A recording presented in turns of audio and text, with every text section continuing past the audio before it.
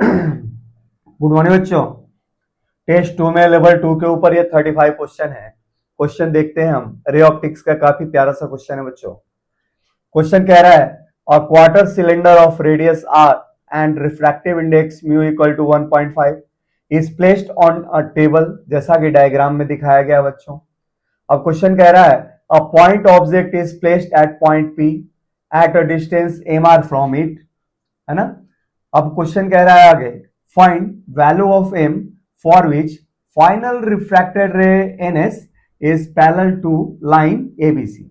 भाई क्वेश्चन ये कह रहा है एक हमारे पास ट्रांसपेरेंट सिलेंडर है, उसका 1/4 पार्ट लिया जाता है और ऐसे लिया जाता है कि प्लेन सरफेस इधर है, कर्व सरफेस इधर है।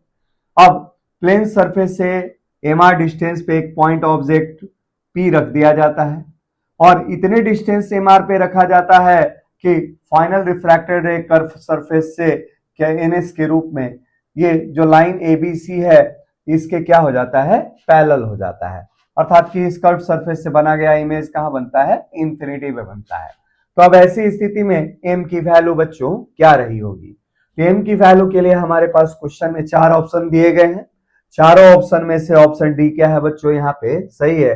दैट इज एम की वैल्यू अगर 4/3 होगी तभी जाके ऐसा होगा कि कर्व सरफेस से बना हुआ फाइनल इमेज कहां होगा बच्चों, इंफिनिटी पे होगा।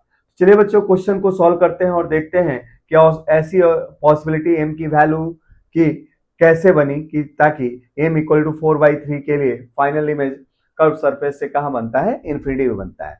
चलिए बच्चों क्वेश्चन को सॉल्व करते हैं।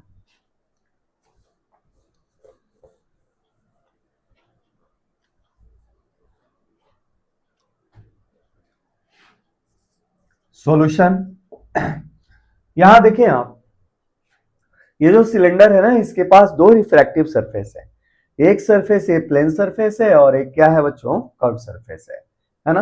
अच्छा, अगर हम प्लेन सरफेस से इमेज फॉर्मेशन को ट्रेस करें, रे डायग्राम दिखाएं तो ऐसे बना है। पी ऑब्जेक्ट से एक रे निकली, ठीक है।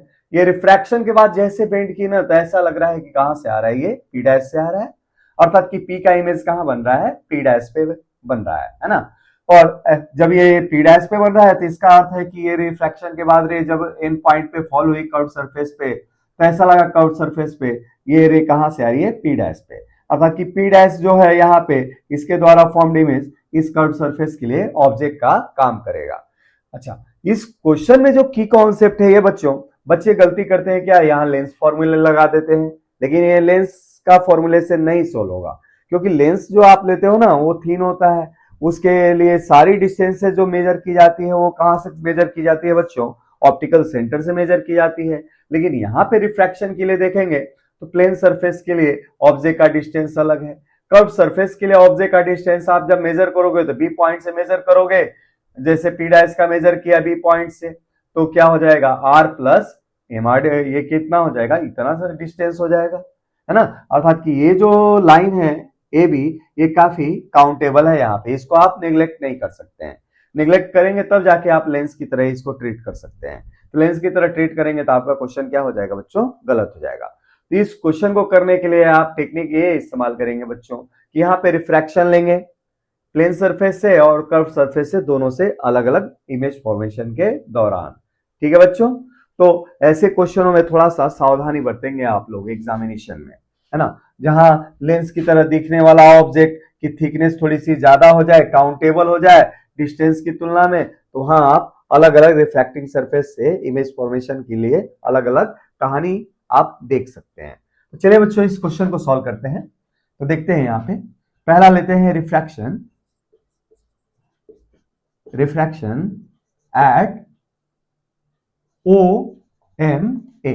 प्लेन सरफेस पे बात करते हैं रिफ्रैक्शन के लिए, और इसके बाद देखेंगे क्या, रिफ्रैक्शन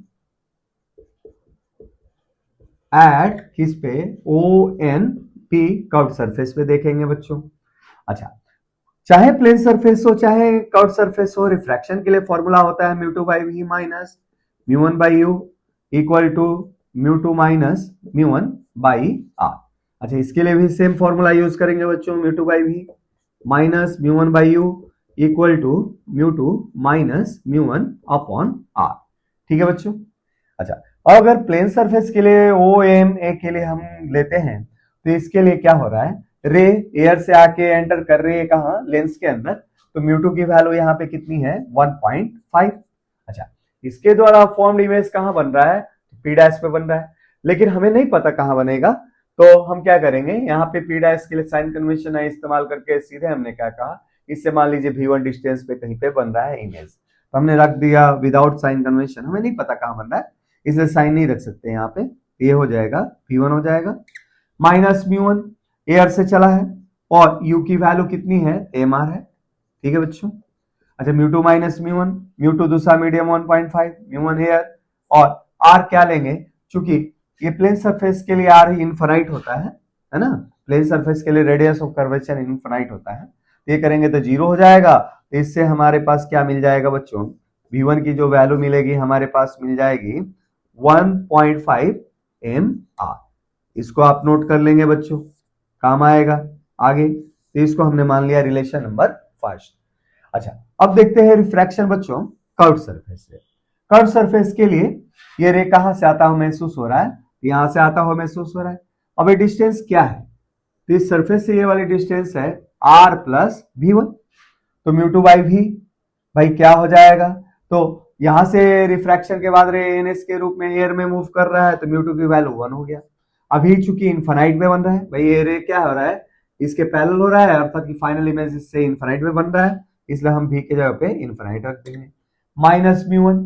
अब इससे ऑब्जेक्ट, भाई म्यू1 की वैल्यू क्या है, तो पहला मीडियम इसके लिए 1.5 है।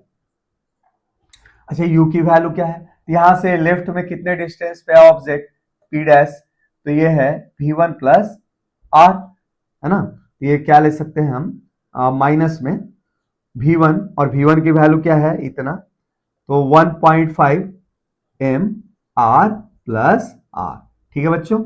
अच्छा, अब इसमें आगे देखते हैं म्यू2 माइनस म्यू1, दूसरा मीडियम एयर है, पहला मीडियम 1.5 है।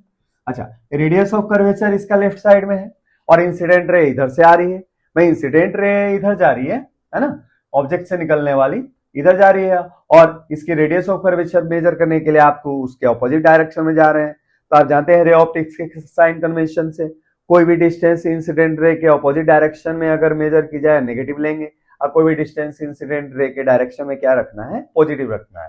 पूरे रे ऑप्टिक्स की कहानी इसी पॉइंट के इर्द गिर्द घूमती रहती है बच्चों। तो ये कितना हो जाएगा 1 माइनस 1.5, और r की वैल्यू ले लेंगे माइनस r ले लेंगे। अच्छा, यहां से आपको साफ दिख रहा है कि r कॉमन हो गया, यहां से कटने वाला है, ये हो जाएगा कितना, और ये तो 0 हो जाएगा ना 1.5। अच्छा, ये r हम कॉमन ले लिया, r कॉमन ले लिया, तो हमारे पास क्या बच गया 1.5 m प्लस 1 बच गया बच्चों। अच्छा, ये क्या बचा बच्चों, ये माइनस 0.5 r, ठीक है, तो इसको आगे ले जाके सॉल्व करते हैं हम, r तो कट गया ना बच्चों, कॉमन 1 बचा, अब जाके आगे मल्टीप्लाई होगा, ये हो जाएगा कितना 1.5 इक्वल टू, ये जाके इधर मल्टीप्लाई हुआ तो 15 5 75, तो 7.5 m आया बच्चों, प्लस कितना आया 0.5 आया। अच्छा, इधर आएगा तो 1 हो जाएगा, ठीक है। अच्छा, 1 हो गया, और ये कितना हो गया बच्चों 7.5 m हो गया, ठीक है। तो हमारे पास कितनी हो जाएगी ये वैल्यू, और कुछ लैग कर रहा है 0.51 है ना, अब 0.5 है ना, 0.5 है, 0.5 है, तो ये 0.5, इसको गैप ही कर दो ना बच्चों, 15 तिया 45, इसको अलग अलग से सॉल्व कर लेते हैं, यहाँ पे थोड़ा सा सोल्यूशन देख ले बच्चों, तो गलत हो जाएगा ये, और माइनस 1.51, तो ये जाएगा इधर, तो ये मल्टीप्लाई होके क्या दे देगा, आर कट गया ना, तो 1.5, ठीक है, और ये क्या दे देगा 0.5 इंटू 1.5 m प्लस 1, ये कहानी दे देगा। अच्छा, ये अगर ले जाए तो ये क्या दे देगा बच्चों, तो ये 3 दे देगा और 3। अच्छा, 1.5 प्लस 1, अच्छा ये इधर आएगा, m छूट रहा है यहाँ पे, कितना 1.5 प्लस 1।